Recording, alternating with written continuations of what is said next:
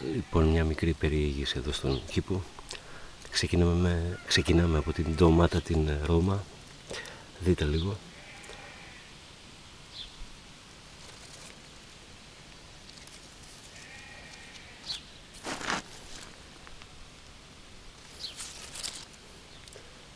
Καταλαβαίνετε τι γίνεται.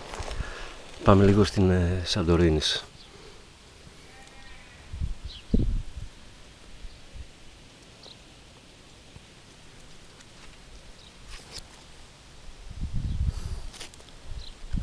Καλά πάμε.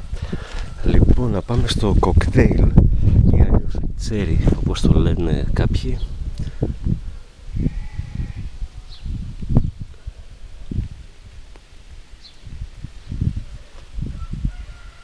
Κλασικά πράγματα εδώ. Εντάξει. Λοιπόν, ντομάτα μήλο, περσινός σπόρος, σπόρος Νοεμβρίου για την ακρίβεια.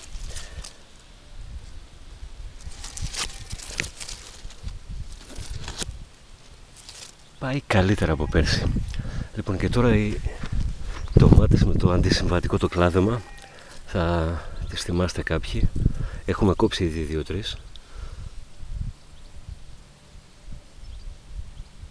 Αρχίζουν να κοκκινίζουν. Κοιτάξτε. Λοιπόν,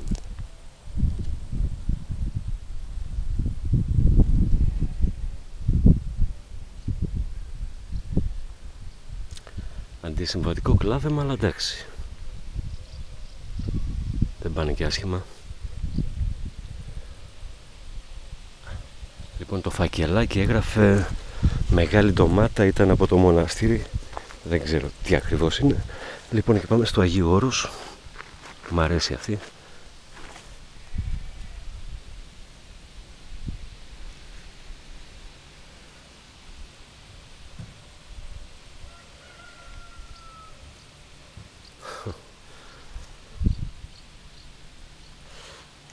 Καλή. Λάγκα. Πάμε στην Λάγκα. Για τον Μπούτσο είναι, παιδιά. Σόρ δηλαδή, αλλά κοιτάξτε ανάπτυξη. Πολλά κλαδάκια επάνω, αλλά δεν. Αχαΐας. Μία εδώ, μία εκεί. Δεν. Πάμε Καρπενησίου. Την περάσαμε, τέλος πάντων. Όχι, Καρπενησίου είναι και αυτή.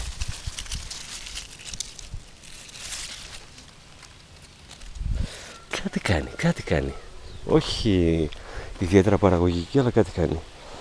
Λοιπόν, έχω 10 ντομάτες πρεσπών, μου βγάλαν την πίστη μέχρι να μεγαλώσουν. Δεν αντέχουν πολύ στα κρύα. Από τις 10 πρεσπών, σε μία πειραματίζομαι με κλάδεμα. Λοιπόν, η πρεσπών, παιδιά, τρέχει.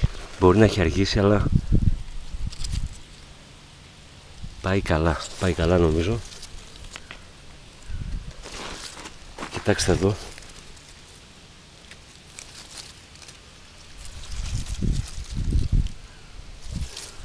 Αργήσει λίγο, αλλά πάει καλά. Έχει αρκετά. Δεν ξέρω αν φαίνεται, γιατί δεν είμαι και καλό στο βιντεάκι. Αυτή είναι η αυτοφιέση άνδεων.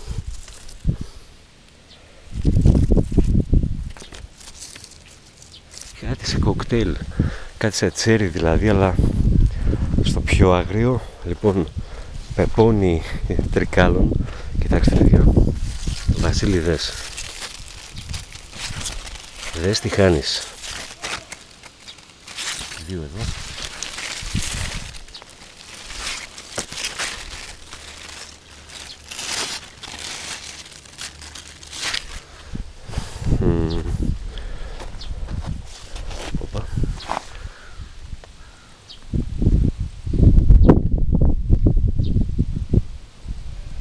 Εντάξει, από εδώ που είμαι δεν μπορώ να το τραβήξω.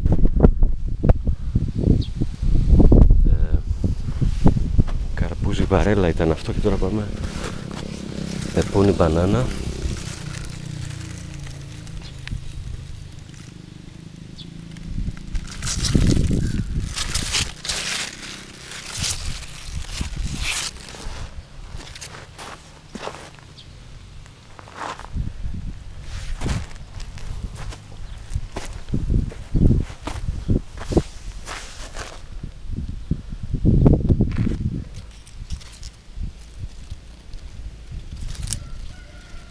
Φασόλ μαυρομάτικο, 5η χρονιά που το καλλιεργώ. Καρπούζι κίτρινο από Κείμηνα Θεσσαλονίκης. Σχετικά παραγωγικό γι' αυτό. Έχει και κάτι άλλο μικρά. Αγκουράκι αγκαθωτό. Έχει αγκαθάκια, ναι. Λοιπόν, τι να δείξω τώρα. Πιπεριά γεμιστή.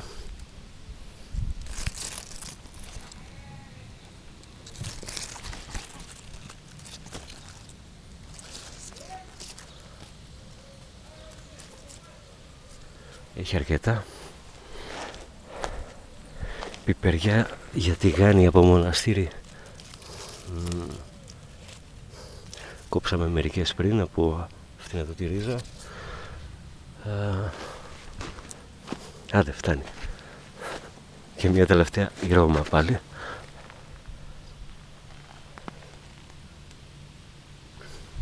Για όσους πιστεύουν ότι οι παραδοσιακοί σπόροι δεν είναι παραγωγικοί και για όσους πιστεύουν πως χρειάζονται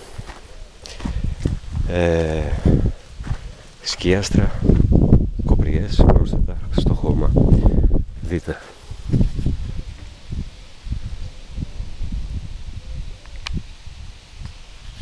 Ερασιτεχνικό ραδιόφωνο για τον Πελίτη, για την ομάδα της Κοζάνης. Γεια σου Νίκ.